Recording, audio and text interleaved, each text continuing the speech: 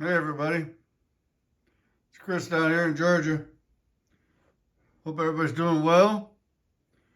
I thought today what I'd do is a little video on how I clean my track. There's lots of people out there that have lots of different ways of cleaning their track. I don't know if anyone's more effective than the other, but I'm going to show you how I clean mine.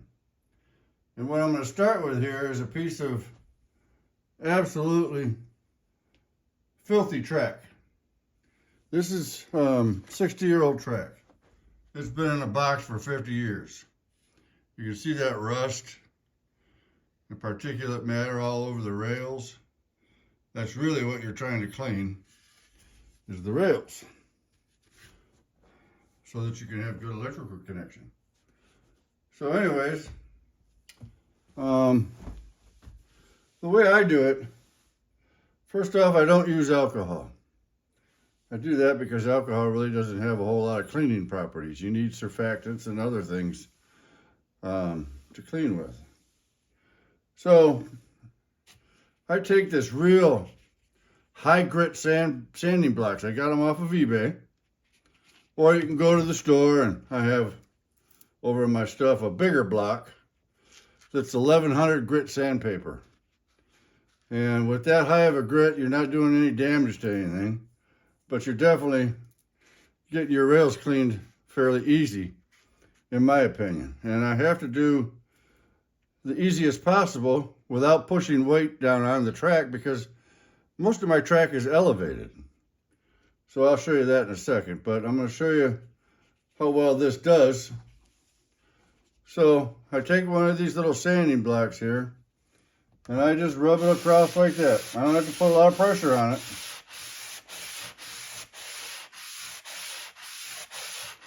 Now this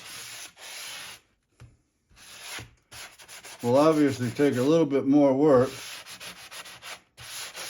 because it hasn't been touched in so many years. But I don't know if you can see that yet, but the rails are already shinier, in my opinion. Now look at those rails. See the shininess? Much better than they were.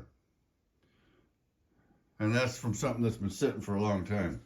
Now, if you're a refurbed track, you want to get into the edges, you just kind of turn it and get into the edges. Very simple to do.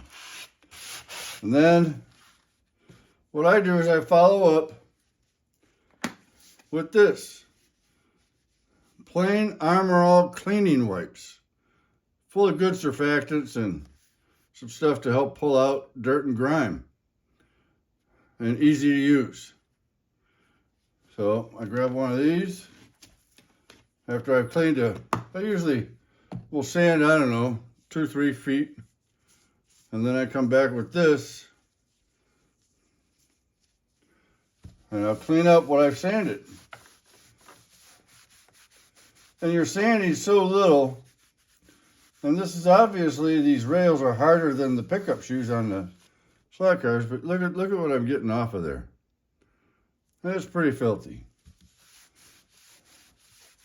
That's what I just sanded off, plus just cleaning the dirt that was accumulated on there in the bins that they've been sitting in for 1,000 years.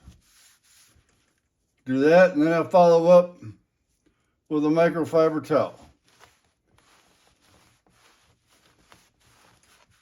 to get any residual off. I got very little. Now I have a clean piece of track. And, you know, stuff will adhere to these rails simply because there's electricity going through these rails. And then they come in contact with the pickup shoes, which hence makes the car run. Well, if you notice over time, your pickup shoes get little grooves in them. Well, that's metal wearing away. And that's the cause and effect of electricity and metal coming together. And it's like a micro dust that comes off those shoes as it's carving that groove in the shoe. The metal in the shoe is softer than the metal in the rail. Well, that micro dust has to go somewhere. Well, it goes to your rails. If you ever notice on the back of your TV or the old style TVs how they collected all that dust. Well, that's what electricity will do. So that's why it is. I've seen guys use erasers. I've seen people use sponges with cleaning stuff on them. For me, 62.5 feet to try and do it with an eraser, I wasn't even going to attempt that. But as you can see here, and I didn't put a whole lot of time and effort into that one piece of track, it's cleaned those rails up mighty fine. Mighty fine. Listen to me. I sound like I'm from the South. I'm not. I'm from Michigan. Anyway, I'll show you where the challenge lies in my track. Over here in just a second.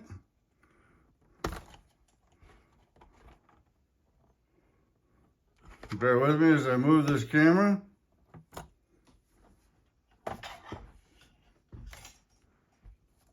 Okay. Now, let me tilt it a little bit.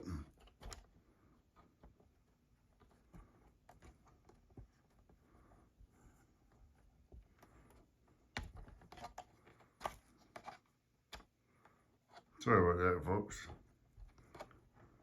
Dead air. Radio people don't like that. So, the challenge that I have here with all this elevation is you can't push down on it like you can a flat track. So basically I come through here and I'll hold it up and I'll do the sections that I want to do. Like I said, you don't have to put a whole lot of pressure on this to get the rails clean.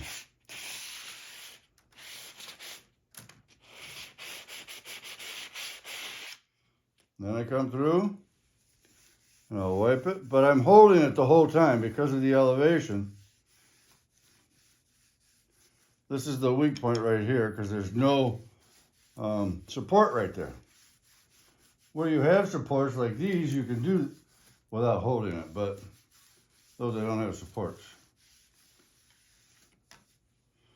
And then the follow-up.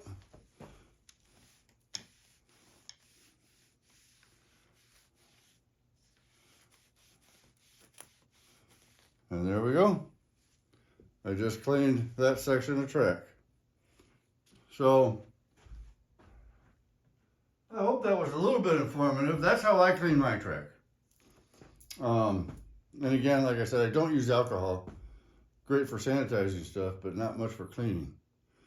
Plus, if you already have used liquid hand sanitizer, you know how dry your hands get. I think alcohol will suck the moisture out of a brick. It will eventually suck the moisture out of your track and dry it out. That's just my opinion. Whoever's using it, keep using it if you like it. Whatever works best for you, but that's just the way I do mine. A little sanding block and some Armor All cleaning wipes and a microfiber towel. So hopefully that helps if you're new to cleaning your track or if you're wondering what to do, but that's what works best for me. Thanks everybody, take care, see you again soon. Thanks for watching.